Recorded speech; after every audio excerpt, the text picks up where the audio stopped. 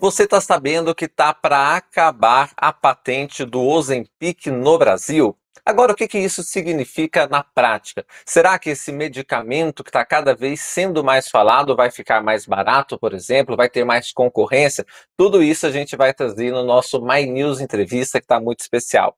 Agora, eu quero pedir para você deixar o like, compartilhar essa conversa com mais e mais pessoas e, claro, também sempre comentar. O comentário é fundamental de todos vocês para que a gente possa, inclusive, estar antenado nas discussões da nossa audiência. Então, nós vamos conversar sobre a patente do Ozempic no Brasil assim que o Luan rodar a vinheta.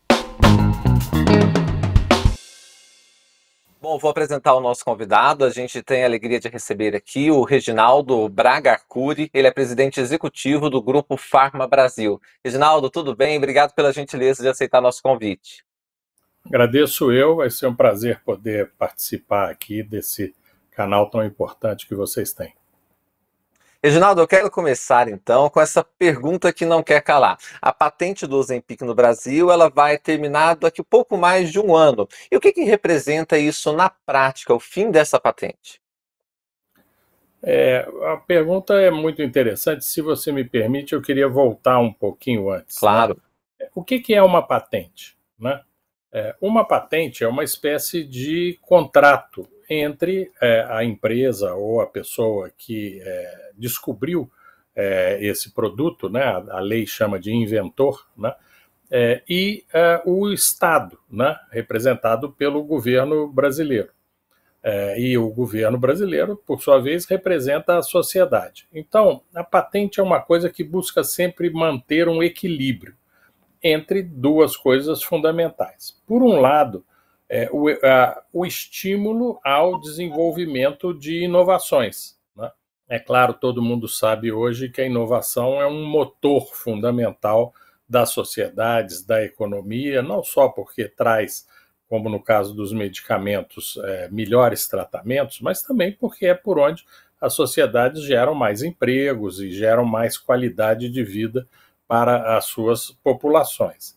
Então, o que a patente faz para o inventor? Diz o seguinte, olha, se você quiser registrar o seu produto como uma patente, e eu governo, né, através do INPI no caso, chegar à conclusão que realmente isso é uma coisa nova, que tem capacidade de ser produzido industrialmente e que não tem ainda nada equivalente a isso, você vai ter, durante 20 anos, a possibilidade, que é um grande privilégio, de estar sozinho no mercado. Né? Então, essa é a garantia para o inventor. Por quê? Porque as sociedades têm um enorme interesse em desenvolver inovações. Então, é muito correto, no mundo inteiro é assim, que você proteja, na hora que a pessoa ou a empresa que inventou alguma coisa nova vai no mercado, dizer, não, você vai poder ficar sozinho nesse mercado por um prazo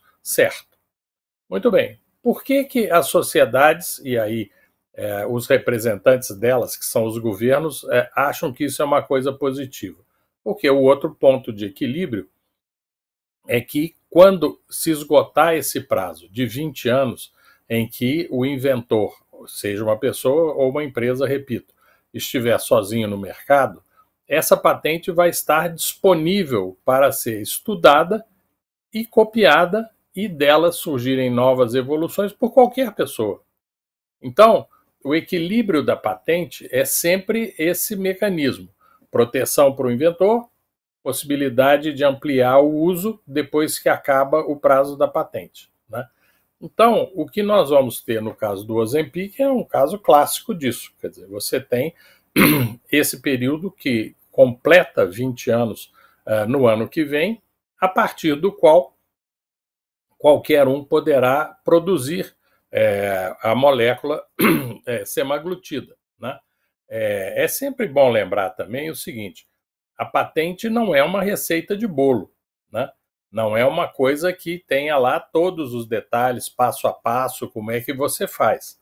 Portanto, você usar uma patente para fazer uma cópia ou para fazer uma cópia melhorada implica também num grande esforço científico, num grande esforço industrial, para que você possa chegar a ou reproduzir, fazendo uma cópia, ou evoluir, fazendo um produto melhor. Então, o que a gente vai ter a partir de 2026, nesse caso do Ozempic, é exatamente isso, né?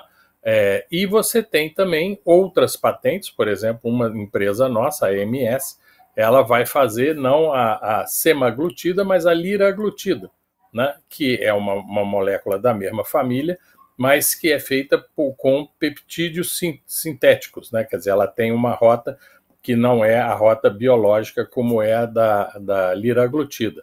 O resumo da ópera é que vai sim haver, primeiro, o que é o objetivo final das patentes, ou melhor, da concessão de patentes, que é você gerar concorrência, né?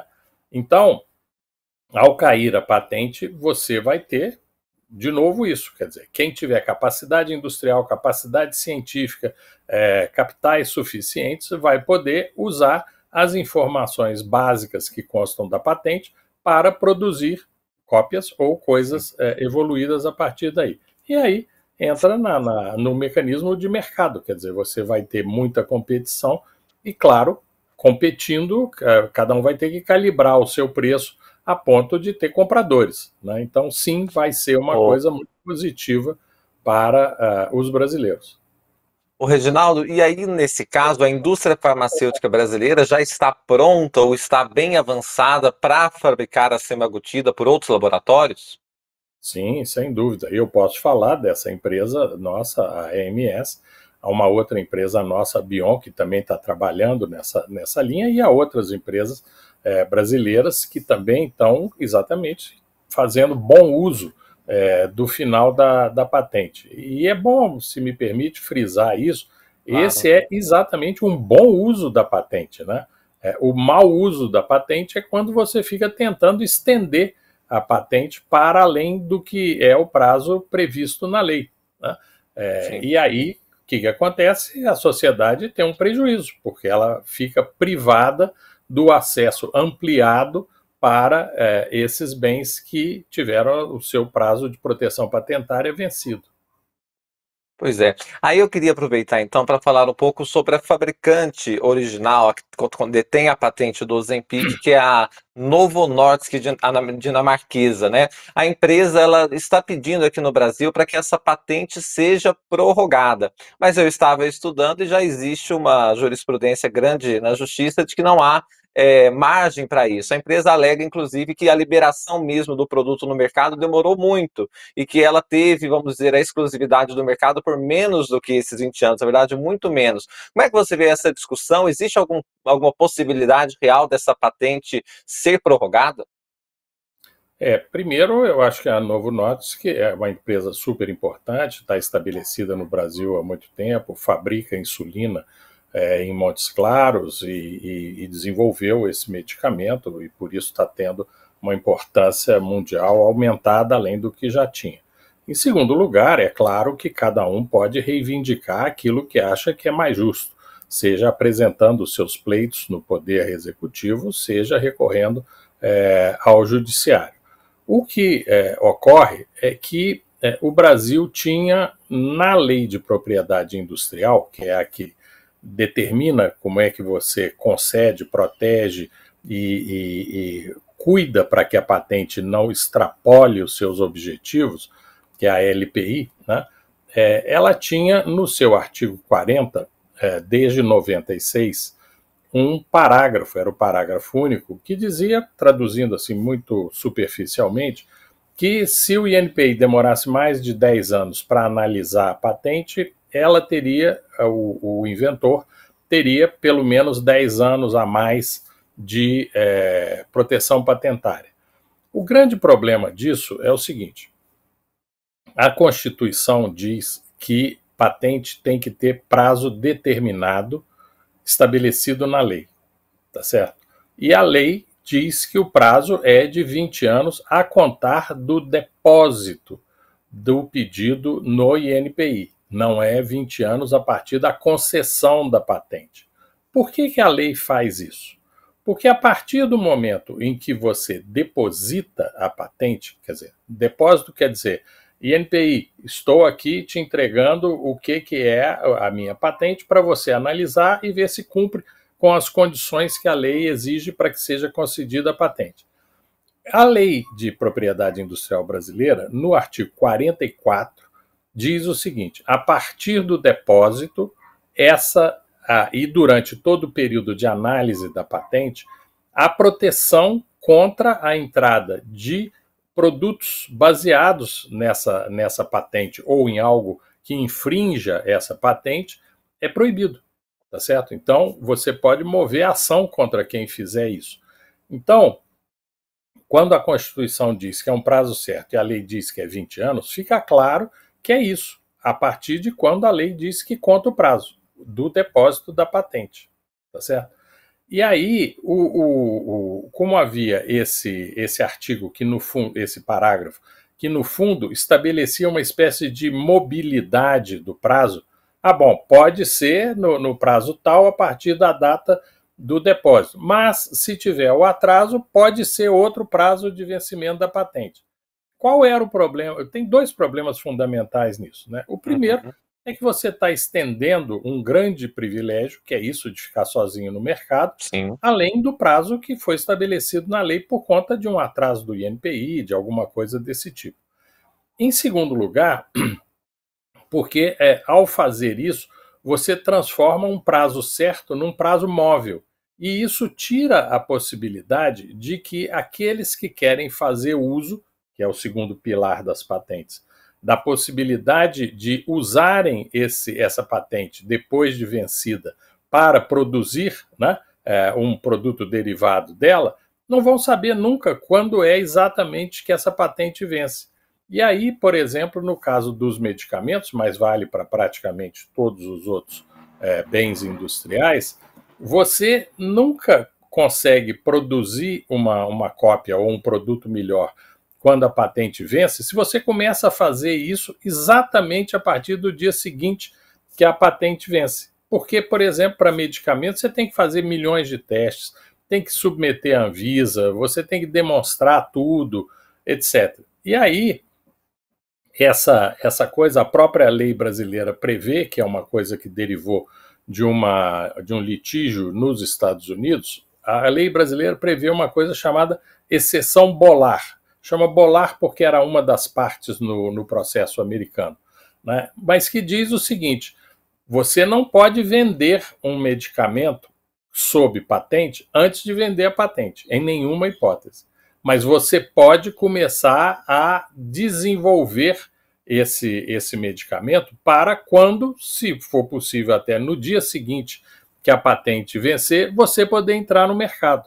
Porque a patente vigora, sim, é um prazo certo, tanto para proteger quanto para terminar, né? Então, nós sempre defendemos que isso era suficiente para o nosso quadro, principalmente porque o Brasil passou por uma grande revolução aí nos anos 90, que foi a lei dos genéricos, né? Além da criação da Anvisa e tal.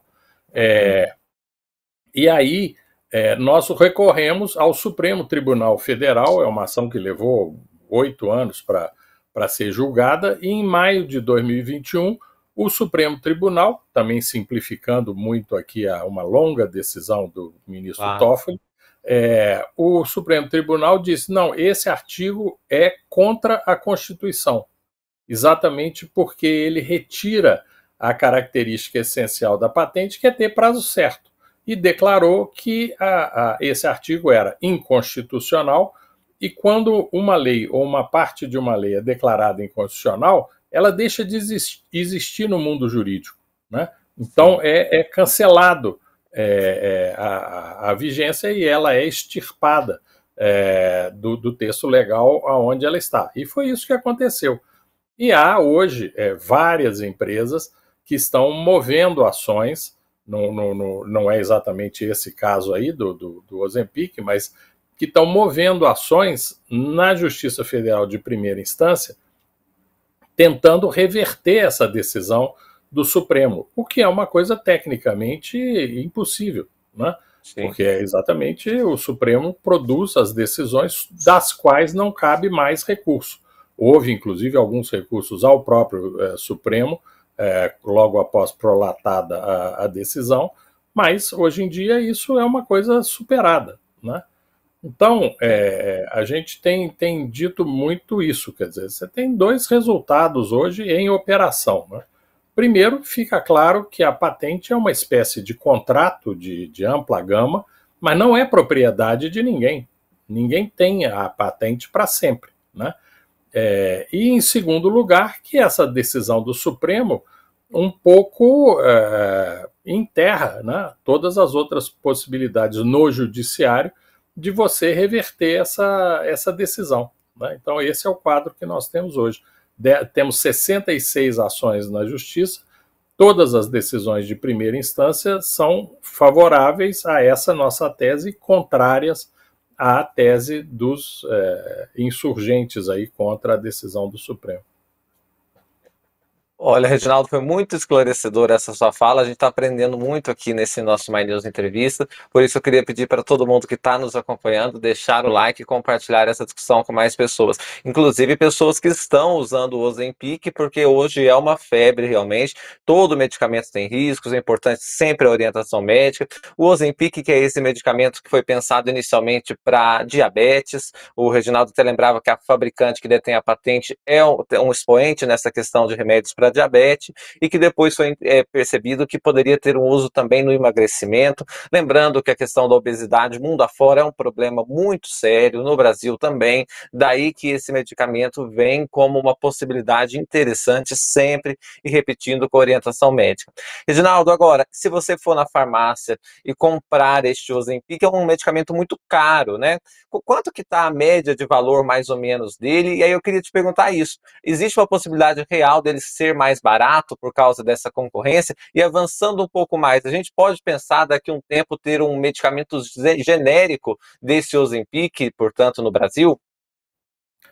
Eu não posso dizer preços porque varia muito, quer dizer, você não tem só não o preço do fabricante, mas o preço do distribuidor, o preço da farmácia, enfim, isso tem, apesar do medicamento estar sob patente, o preço básico ser definido pelo fabricante, mas há vários outros. Então, eu te peço desculpas, mas não vou me arriscar aqui a falar sobre uma coisa tão variável como o preço, né? Agora, certamente vai haver uma redução muito significativa, né?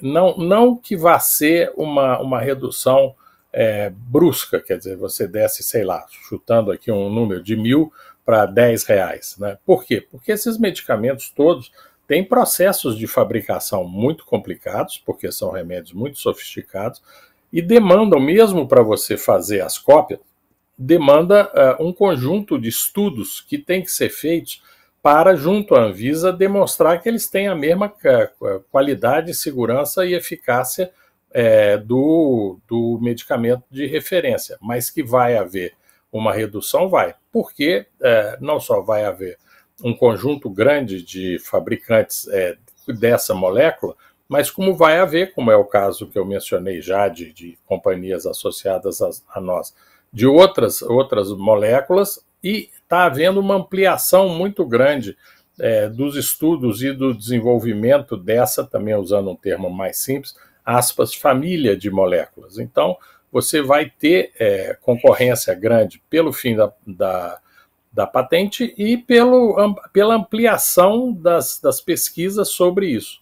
Aliás, esses medicamentos, isso é tudo ainda uma fase muito inicial, mas estão começando a ser avaliados para, por exemplo, reduzir os efeitos iniciais de Alzheimer, demência, tem uma série de coisas que, como sempre acontece com drogas novas, você vai tendo possibilidade de avaliar por outras vias, né, o impacto sobre outras morbidades, né? E aí sim você vai tendo um avanço muito grande desse conhecimento. Para voltar num caso também conhecidíssimo, foi o caso do Viagra, né? Quer dizer, que também era uma droga para questões cardíacas e que foi verificado o efeito sobre a disfunção erétil, né? E aí essa é um pouco a história do desenvolvimento simultâneo, né, da medicina e da indústria farmacêutica. Sem dúvida. Olha, Reginaldo, eu estava dando uma pesquisada aqui nos preços, só para falar para a nossa audiência, você faz muito bem em dizer que há variantes importantes, ainda mais num país de dimensões continentais como o Brasil. Agora eu vou falar aqui de uma realidade, por exemplo, de Brasília. Eu estou em Brasília, você também, né? Nós dois estamos aqui na capital federal. Aqui eu estava uma rápida pesquisa pela internet, estou encontrando o medicamento na base aí de 700 para R$ 1.100. Então, este é o valor que a gente tem sendo comercializado no momento que a gente está falando em Brasília. Aí cada um com as suas variantes regionais aí, mas só para as pessoas terem uma ideia um pouquinho do valor do medicamento que a gente está dizendo neste momento no Brasil. Ô, Reginaldo, eu queria ainda aproveitar a sua presença aqui conosco no My News para falar um pouco sobre a indústria farmacêutica do Brasil. Você representa a Pharma Brasil, eu queria que você contasse um pouco para a gente. Congrega as maiores fabricantes de medicamento do país, né? Isso. A indústria farmacêutica de capital nacional no Brasil é um fenômeno extremamente relevante e importante para o Brasil. O Grupo Pharma Brasil, como você disse, representa as maiores, não todas, há várias outras empresas também muito grandes que são associadas a outras associações, o que é inclusive muito positivo, né? Mas o que você tem hoje é o seguinte: o Brasil tem umas coisas curiosas nessa trajetória, né? Por exemplo, durante a ditadura militar era proibido patentear medicamento no Brasil, porque era considerado pelo regime da época como uma questão de segurança nacional. Então, ou fabricava aqui para vender, ou se fosse só importar, não podia, né? Simplificando muito, né? Depois, com a abertura democrática, você tem uma sequência de coisas nos anos 90 que são muito importantes, né? A primeira é que o Brasil adere ao acordo que cria a Organização Mundial do Comércio. Uma das condições para entrar na Organização Mundial do Comércio era você assinar um outro tratado chamado TRIPS, que é a sigla em inglês para os tratados relativos à propriedade intelectual, né? E esse tratado estabelecia patamares, inclusive isso, que o prazo devia ser pelo menos 20 anos, como é que eram os procedimentos básicos, as características de uma patente, tal, exatamente com a expectativa de uniformizar ao máximo a questão patentária no mundo, e o mundo era praticamente todos os que na época aderiram e que aderiram depois sobre isso. Muito bem. Além disso, o Brasil criou, logo em seguida, em 96, a Lei de Propriedade Industrial, né? E aí o Brasil cometeu um grande erro, porque ele não utilizou os prazos, podia ser 5 mais 5 anos, para que o país se adaptasse às novas regras e só depois disso começasse efetivamente a colocar em prática a sua própria lei de patente. O Brasil disse, não, vamos fazer isso tudo de uma vez, vai ser muito bom, etc, né? E o que aconteceu é que uma das coisas que derivou disso é que o Brasil admitiu que todas as patentes que já tinham sido registradas em outros países, se fossem apresentadas no Brasil, elas seriam registradas aqui também. Muito bem, aí voltando um pouco. O INPI nunca tinha tido o encargo de analisar a patente de medicamento. Portanto, ele teve que se adaptar muito abruptamente a isso.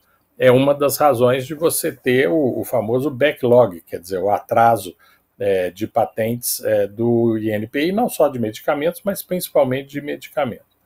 Mas, em seguida, o que nós tivemos? A criação da Anvisa, que é essencial, porque sem uma agência de vigilância sanitária forte e independente, ninguém acredita no medicamento que está sendo vendido no país.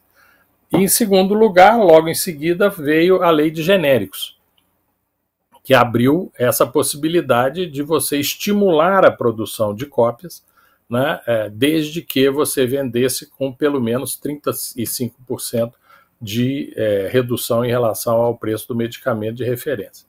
Ora, isso gerou um fenômeno muito interessante, porque as grandes multinacionais que tinham fábricas no Brasil, derivada aí, não só desse período aí da ditadura, mas muito antes, empresas que estão aqui há 90, 100 anos, elas, nos seus países de origem, passaram a entrar numa outra rota tecnológica, que era a rota da biotecnologia, né? E várias derivações a partir daí. Portanto, o que elas produziam no Brasil acabou se transformando um portfólio meio estático, né? Havia sempre modificações, algumas análises mais avançadas, mas um portfólio mais estático, porque todo o esforço estava concentrado nessas áreas, principalmente ali a região de Boston, nos Estados Unidos, né? E, por outro lado, com isso, elas não tiveram grande interesse em entrar no mercado de genéricos. E várias empresas brasileiras de capital nacional viram nisso uma grande oportunidade. Resumindo a ópera, né, o que nós temos hoje? Em 98, entre as 10 maiores empresas no ranking de varejo no Brasil, só tinha uma brasileira, que era os Laboratórios Axê. Hoje, nós temos 6 empresas, sendo que 5 delas são do Grupo Pharma Brasil. Então, o que nós temos hoje não só é uma presença maciça no mercado brasileiro de genéricos similares das empresas de capital nacional, repito, não só as do Grupo Pharma Brasil, há várias outras extremamente importantes, né? E, além disso, essas nossas empresas, aí sim, muito especificamente as do Grupo Pharma Brasil, embora outras também estejam buscando isso, mas as nossas decidiram ir para a rota da inovação, né? E hoje, também para atalhar aqui a conversa, nós já temos 2 empresas nossas fabricando anticorpos monoclonais, que são os medicamentos de rota biotecnológicas. Temos a Bion, que já está fabricando insulina no Brasil novamente, e várias outras que estão, por exemplo, a Eurofarma tem um centro dedicado exclusivamente ao desenvolvimento de inovações radicais, e cada uma das nossas empresas tem uma forma, mas todas estão investindo em inovação. Então, uma coisa assim, meio de manual sobre desenvolvimento industrial, né? Quer dizer, nós temos indústrias de capital nacional, portanto, que têm prioridade para investir e desenvolver no Brasil, que ocuparam um mercado sem proteção nenhuma contra a concorrência de empresas internacionais, o que é muito bom, não tem proteção tarifária, né? E estão agora focados no desenvolvimento de medicamentos inovadores. Então, eu tenho usado, enfim, fazendo uma comparação que obviamente não é exata, mas que eu acho que reflete bem isso. Nós estamos passando por um fenômeno na indústria farmacêutica brasileira parecido com o que aconteceu com a Embraer, né? E tendo aqui agora empresas que estão se projetando no exterior e que mais alguns anos vão começar a ter um papel até internacional relevante, o que para o Brasil é um grande ganho, e principalmente porque são empresas, repito, de capitais nacionais, que têm um foco cada vez mais intenso em se desenvolver aqui no Brasil. Sem dúvida, Reginaldo. E a indústria farmacêutica, não tem como não dizer, estratégica para qualquer país, né? Então, uma indústria farmacêutica forte é questão, sim, inclusive de soberania nacional, né? Inclusive, ainda mais quando a gente tem, por exemplo, problemas de saúde tão sérios e mesmo com uma pandemia, por exemplo, que a gente viveu recentemente. Só para retificar, o Reginaldo fez muito bem não falar de valores, porque eu fui pesquisar e meus valores já estão desatualizados, não bem isso. Por aqui, o Ozempic está de 900 para cima, 700 seria uma super promoção, não encontrei ainda aqui na minha pesquisa rápida, viu, Reginaldo? De 900 para mais, é só mesmo uma média do valor para que as pessoas saibam de uma forma mais concreta o que a gente está falando, mas há variações aí importantes de cada região. Bom, o nosso papo foi muito esclarecedor, a gente aqui soube um pouco mais sobre como é que funciona a questão das patentes, como é que está essa questão da patente do Ozempic no Brasil, também essa questão que a fabricante dinamarquesa entrou na justiça, enfim, e aprendemos agora no finalzinho também um pouco sobre a indústria farmacêutica do Brasil. Então foi um bate-papo muito legal, que eu tenho certeza que a audiência do My News gostou e vai se engajar compartilhando a nossa conversa com mais e mais pessoas. Queria aproveitar também e fazer o convite para você de ser membro do My News. Sendo membro, você entra para o time do jornalismo independente e aí você tem acesso a uma série de benefícios exclusivos, inclusive tem 60% de desconto em todos os itens da loja do canal My News. Bom, a gente conversou com o Reginaldo Braga Arcuri, ele que é presidente executivo do Grupo Pharma Brasil. Reginaldo, muito obrigado, viu, por aceitar nosso convite e até a próxima oportunidade. Agradeço sempre as ordens e parabéns pelo trabalho. Muito obrigado, Reginaldo. Bom, e você que nos acompanha até aqui já sabe, deixa o like e nós nos encontramos na programação do My News. Tchau, tchau.